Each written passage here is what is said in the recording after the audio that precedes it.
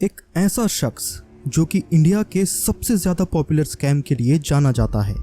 एक ऐसा शख्स जो कि 2 बार अपने स्टेट कर्नाटक से राज्यसभा मेंबर चुना जा चुका था। एक ऐसा शख्स जो कि लिकर बिजनेस का किंग था। एक ऐसा शख्स जिसने F1 रेसिंग इंडिया में शुरू करवाई। एक ऐसा शख्स जो इंडिया में पब कल्चर को लेकर आया। एक ऐसा शख्स जिसने अपनी लिकर कंपनी के नाम से IPL टीम बनाई थी।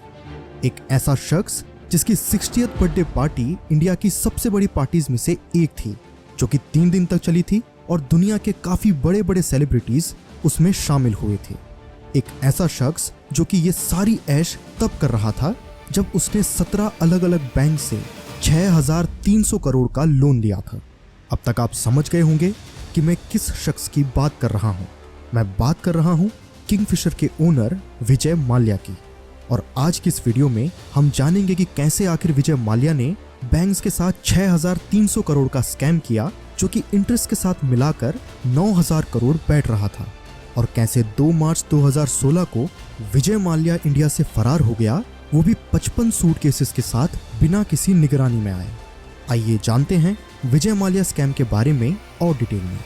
तो मेरा नाम है एजे, आप देख रहे हैं एजे टॉक्स। चलिए शुरू करते हैं। विजय माल्या के मामले में केंद्र सरकार को बड़ा झटका लगा। केंद्र सरकार ने सुप्रीम कोर्ट को बताया कि विजय माल्या के प्रत्यर्पण की कार्रवाई इसी साल दिसंबर तक पूरी हो जाएगी। माल्या के विदेश जाने पर संसद में संग्राम मच गया है। Rajpal Kohli a little while earlier on, let's listen to what he had to say.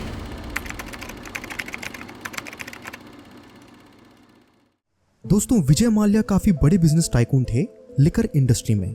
इनका मेन बिजनेस या कहें बिजनेस की शुरुआत शराब के धंधे से ही हुई थी। इनकी बियर को लोग काफी ज्यादा पसंद करते थे और इनकी बियर्स इंडिया की बेस्ट बियर्स में से एक मानी जाती थी। विजय माल्या यूबी ग्रुप्स या कहें यूनाइटेड ब्रेवरीज ग्रुप नाम की बेवरेज कंपनी को ओन करते थे। इस कंपनी के अंडर 140 से भी ज्यादा लिकर ब्रांड्स आते थे, जिनमें की सबसे बड़े नाम किंगफिशर और रॉयल चैलेंज भी इंक्लूडेड थे। इनका बिजनेस काफी ज्यादा डाइवर्सिफाइड था। ये लगभग हर सेक्टर में बिजनेस जमा कर बैठे थे एंड इसी के चलते वो एयरलाइंस में भी आना चाहते थे। एंड 2003 में उन्होंने किंगफिशर नाम की एक प्रीमियम एयरलाइन स्टार्ट भी की। अब आपको बता दूं कि यही उनकी लाइफ की सबसे बड़ी गलती थी, क्योंकि ये एयरलाइन ही उनके डाउनफॉल और इस माल्या स्कैम की स्टार्टिंग पॉइंट थी। वो लिकर बिजनेस में अच्छा खासा पैसा बना रहे थे, तो उन्हें लगा कि वो कोई भी बिजनेस चला सकते हैं, जिसमें कि वो ये भूल गए कि एयरलाइंस काफी ज्यादा कैपिटल इंटेंसिव बिजनेस है और जब तक इस फील्ड की अच्छी खासी नॉलेज और एक्सपीरियंस ना हो तब तक ये बिजनेस नहीं चल सकता है।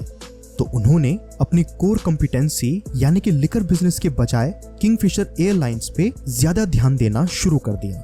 उन्होंने किंगफिशर एयरलाइंस को जितना हो सका उतना लग्जरियस बनाने की कोशिश की एंड वो इस काम में सफल भी हुए। एक समय पे किंगफिशर को प्रीमियम एयरलाइन की नजर से देखा जाता था।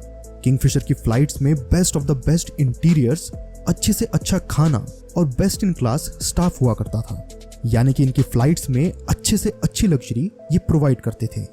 अब माल्या को ना एक्सपीरियंस था एयरलाइंस का और ना उनके पास इतना पैसा, क्योंकि एयरलाइंस काफी ज्यादा कैपिटल इंटेंसिव बिजनेस है, तो इसके लिए किसी को भी अंधे पैसे की रिक्वायरमेंट होती है।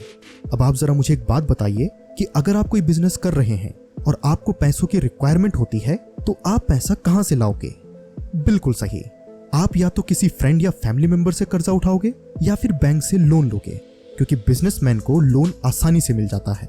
अब एयरलाइंस में काफी ज्यादा कैपिटल की रिक्वायरमेंट होती है, तो माल्या के फ्रेंड्स या फैमिली मेंबर तो इतना पैसा नहीं दे सकते थे, तो बचा उनके पास एक ही रास्ता, यानी कि बैंक लोन। अब वो धीरे धीरे बैंक से लोन ले लेके अपना एयरलाइन बिजनेस चलाने लगे एंड कुछ ही समय में किंगफिशर एयरलाइंस इंडिया की 2nd बिगेस्ट एयरलाइन और इंडिया की सबसे ज्यादा घाटे में चल रही एयरलाइन बन जाती है। अब यहाँ भी उन्हें समझ नहीं आया कि उन्हें इस बिजनेस से एग्जिट कर लेना चाहिए और वो तैयारी करने लगे इंटरनेशनल फ्लाइट सर्विसेज की। अब कोई भी नई एयरलाइन इंटरनेशनल फ्लाइट्स के लिए एलिजिबल नहीं होती है एंड इस प्रॉब्लम को एड्रेस करने के लिए उन्होंने ऑलरेडी लॉस में चल रही एयर डेक्कन एयरलाइंस को 1,000 करोड़ में खरीद लिया, जो कि अगेन एक लोन ही था। अब यहाँ वो एक और गलती कर बैठे। एयर डेक्कन का नाम उन्होंने बदल के किंगफिशर रेड कर दिया। अब जैसा कि मैंने कहा कि किंगफिशर एक प्रीमियम एयरलाइन थी, तो लोगों के दिमाग में किंगफिशर के बारे में एक पर्सपेक्टिव बन गया था कि वो एक लग्जरियस एयरलाइंस है। लेकिन अब किंगफिशर रेड से उनके बजट फ्लाइट्स भी आने लगी एंड उनकी बनाई ब्रांड वैल्यू खराब होने लगी। देखो रीजन सिंपल सा है, अगर इसे एक एग्जांपल की मदद से समझाऊं तो जैसे Xiaomi ने अपने ब्रांड की शुरुआत बजट स्मार्टफोन से की थी, तो लोगों के दिमाग में ये पर्सपेक्टिव बन गया कि Xiaomi ब्रांड सस्ते फोन ही बनाता है, और अब जो Xiaomi प्रीमियम फ्लैगशिप फोन बना रहा है, लोग उन्हें खरीदना पसंद नहीं करते, क्योंकि लोगों को लगता है कि ज्यादा पैसा देकर भी Xiaomi सस्ता ब्रांड वाला टैग उनके नाम के आगे लग जाएगा। ठीक यही सेम चीज किंगफिशर के साथ भी हुई।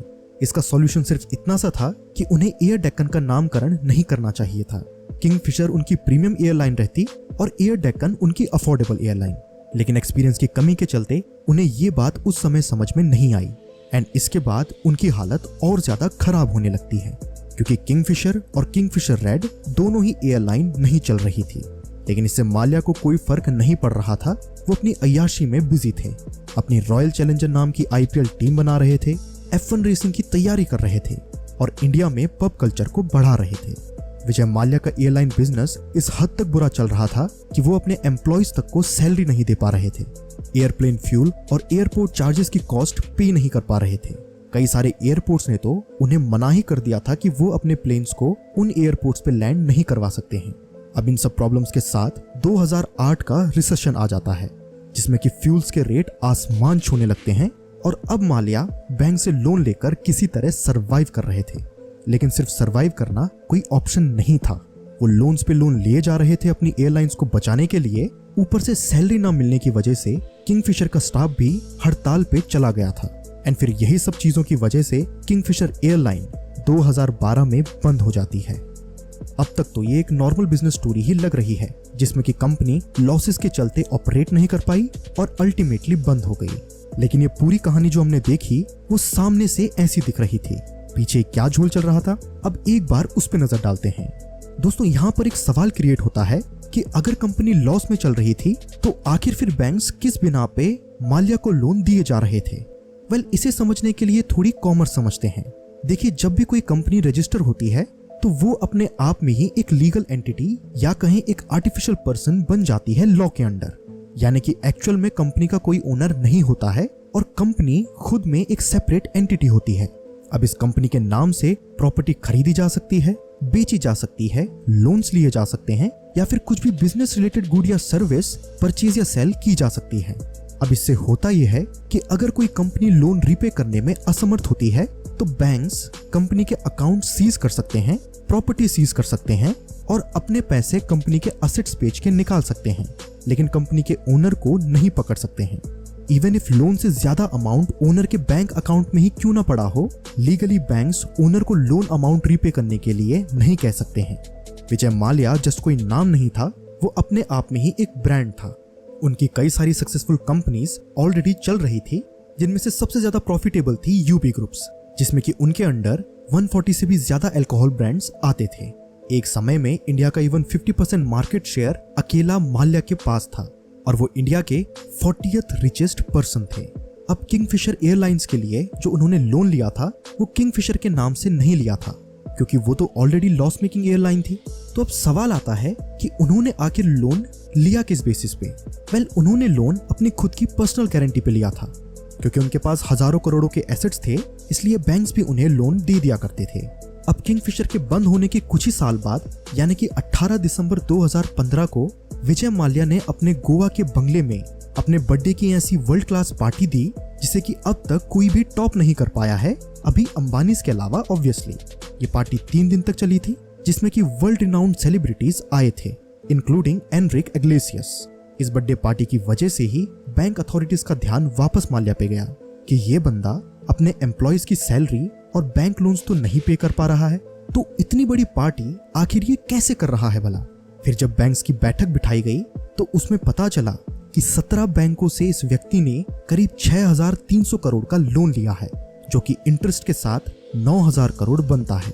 अब जब माल्या से पैसे वापस मांगे गए तो उन्होंने कहा कि उनके पास इतने पैसे तो नहीं हैं, लेकिन वो प्रिंसिपल अमाउंट यानी कि 6,300 करोड़ पे करने के लिए तैयार हैं, जिसपे कि बैंक्स ने साफ साफ मना कर दिया कि वो 9,000 करोड़ से 1 रुपया भी कम नहीं लेंगे। वैसे मेरा मानना है कि बैंक्स को 6,300 करोड़ ले लेने चाहिए थे, क्योंकि 2 महीने बाद ही विजय माल्या 2 मार्च 2016 को 55 सूटकेसेस के साथ अपने डिप्लोमेट पासपोर्ट, जो कि उन्हें राज्यसभा के मेंबर होने की वजह से मिला था, उसकी मदद से इंडिया को छोड़ के फरार हो गए और 9,000 करोड़ भी उन्हीं के साथ हमेशा हमेशा के लिए चले गए।